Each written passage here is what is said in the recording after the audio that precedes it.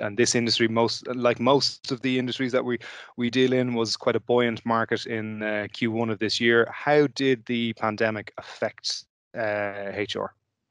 So I suppose I've mentioned that individuals in HR are working really, really hard, particularly on niche skills. So if I look at maybe employee relations, they've had to cope with COVID payments, temporary layoffs, potential redundancies, union negotiation, restructuring within their own organization, and actually rewriting the rule book on what people's careers are going to be, potentially coupling up those skill sets in from 2 people into 1, and still being on top of productivity, not only within the HR department, but in other departments, because that's in essence, that's what their main focus is.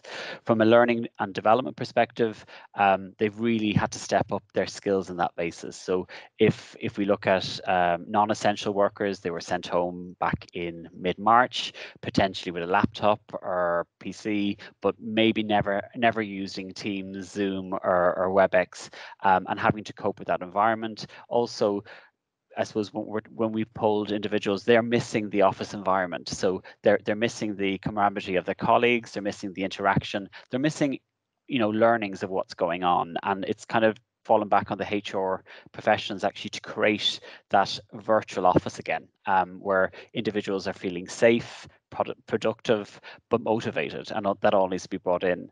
I think actually from a health and safety perspective, they have written and rewritten COVID policies as we go from level 2, 3, 4, level 5, back to level 4, back to level 3. And what does that mean from a productivity perspective, from a motivational perspective?